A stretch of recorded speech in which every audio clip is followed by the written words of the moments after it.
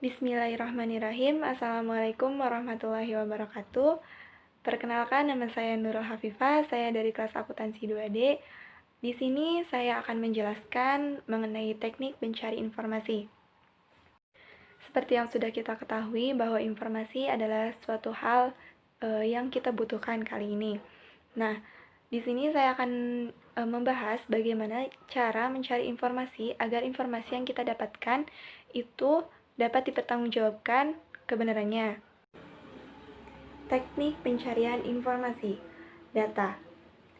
Menurut Roni Setiawan dan Nana Dana Priyatna pada tahun 2005, data adalah bahan mentah yang perlu diolah sehingga menghasilkan informasi atau kekurangan, baik kualitatif maupun kuantitatif, yang menunjukkan fakta. Nah, data dapat diklasifikasikan menurut bentuknya, ada data fisik dan data logik. Menurut sifatnya ada kualitatif dan kuantitatif. Menurut sumbernya ada internal dan eksternal. Menurut cara memperolehnya ada primer dan sekunder. Menurut cakupannya ada sensus dan sampel. Menurut skala cakupannya ada nominal, ordinal, interval, dan rasio. Selanjutnya informasi. Apa sih yang disebut informasi? Informasi adalah data-data yang diolah sehingga memiliki nilai tambah dan bermanfaat bagi pengguna. Nah, kebutuhan informasi. Setiap orang membutuhkan informasi sebagai bagian dari tuntutan kehidupannya, penunjang kegiatannya, dan pemenuhan kebutuhannya. Rasa ingin tahu seseorang timbul karena ingin selalu berusaha menambah pengetahuannya. Craig menjelaskan karena adanya kebutuhan untuk memecahkan masalah-masalah sosial, seseorang termotivasi untuk mencari pengetahuan bagaimana cara agar dapat memecahkan masalah tersebut. Fungsi informasi berkembang sesuai dengan bidang yang disentuhnya. Setidaknya yang utama, pertama sebagai data dan fakta yang membuktikan adanya suatu kebenaran. Yang kedua, sebagai penjelas hal-hal sebelumnya yang meragukan. Ketiga, sebagai prediksi untuk peristiwa-peristiwa yang mungkin akan terjadi pada masa yang akan datang. Selanjutnya, kualitas informasi. Jadi, informasi dapat dikatakan berkualitas apabila yang pertama, relevan. Informasi yang dicari harus relevan dengan yang dibutuhkan. Informasi harus bermanfaat untuk pemakainya. Yang kedua, akurat. Meskipun tidak memiliki akurat 100%, setidaknya cukup akurat untuk membuat keputusan, sehingga tidak ada kesalahan-kesalahan. Selanjutnya, tepat waktu. Informasi yang dibutuhkan oleh pengguna harus tepat waktu dan tidak boleh terlambat, karena informasi yang sudah lama tidak memberikan informasi yang baik. Selanjutnya, ada efisien dan lengkap. Informasi yang tidak atau kurang lengkap dapat membuat keputusan yang keliru, serta dijadikan untuk pengambilan keputusan. Selanjutnya dapat dihandalkan. Informasi yang didapat oleh pemakai harus dipercaya untuk menentukan terhadap kualitas informasi serta dalam hal pengambilan keputusan. Selanjutnya tersaji dengan baik. Informasi yang disajikan dalam format yang mudah dipahami pembaca. Pembuat keputusan butuh informasi yang mudah dipahami atau cari gambar pengganti kata-kata yang banyak sebagian gambar, sebagian kata-kata. Internet. Nah, internet adalah sumber informasi penting selain koran, TV, dan media lainnya. Namun, menemukan isi web yang berkualitas dan memanfaatkannya untuk menyelesaikan tugas adalah pekerjaan yang menantang.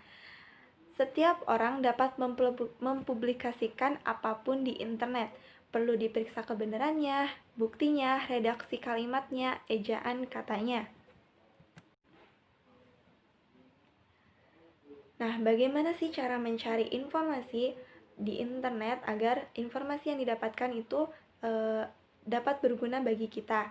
Yang pertama, kita cek tipe webnya. Tipe web itu ada beberapa, ada tipe web informatif, personal, kelompok, politik, atau kepentingan. web pemasaran, dan web hiburan. Selanjutnya, kita perlu memperhatikan mesin pencari.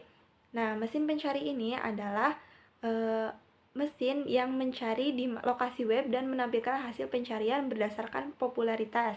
Selanjutnya, gunakan kata kunci yang tepat. Nah, pilih kata atau keyword yang tepat sebelum browsing. Gunakan and atau or untuk mencari dengan 2 atau lebih kata kunci. Identifikasi halaman web karena banyak halaman web yang tidak diperiksa keakuratannya. Web personal sering digunakan untuk menyatakan opini pribadi tentang sesuatu, bukan fakta. Jadi, periksa siapa pemilik web, siapa audiensnya, siapa yang menulis artikelnya, apa isinya, dan apa tujuannya. Bedakan antara iklan atau fakta. Selanjutnya, ada periksa kredibilitasnya. Siapa penulis web tersebut, individu atau kelompok. Periksa informasi tambahan setelah informasi penulis ditemukan, adakah agenda bisnis atau politik, siapa sponsor web, dan siapa mereka. Selanjutnya, menentukan kedalaman dan luas ruang lingkup informasi. Apakah halaman web menunjukkan tanda-tanda hasil penelitian, referensi ke sumber lain, hyperlinks, catatan, dan lain-lain? Apakah halaman web menginformasikan perubahan atau pengembangan topik kajian? Apakah pengarang memperhatikan sudut pandang lain? Seberapa cocok atau sesuai atau dekat isi halaman web dengan apa yang Anda cari? Bandingkan dengan sumber-sumber lain, pilih mana yang paling konsisten. Selanjutnya, periksa tanggal informasi. Tanggal di halaman web berarti tanggal awal artikel yang ditulis. Kedua, tanggal publikasi di internet. Tanggal tidak diupdate termasuk yang ada revisi, tambahan, atau pengurangan materi. Model standar pencarian informasi. Yang pertama, kita identifikasi masalahnya terlebih dahulu. Kemudian, kebutuhan informasi seperti apa yang kita butuhkan, lalu tindakan seperti apa yang untuk memenuhi kebutuhan informasi. Lalu kita rumuskan masalahnya, kemudian ekspresikan kebutuhan informasi dalam sistem pencarian. Setelah itu, periksa hasil yang kita dapatkan, reformulasi masalah, setelah itu gunakan hasilnya. URL atau Uniform Result Locator. Apa sih yang dimaksud dengan URL itu? URL adalah rangkaian karakter menurut suatu format standar tertentu yang digunakan untuk menunjukkan alamat suatu sumber, seperti dokumen atau gambar di internet. Nah, komponen URL, misalkan di sini contohnya http www.starwars.com seminar.html. Nah, http itu adalah hypertext transfer protocol atau protokol pertukaran data hypertext teks dengan tambahan tag. Selanjutnya ada www World Wide Web, informasi dari seluruh dunia yang dapat diakses melalui internet. Selanjutnya .starwars, itu adalah nama domain, nama halaman web ya. Selanjutnya .com, top level domain, web sejenis dikelompokkan di sini. Seminars, itu file nama atau folder dalam website.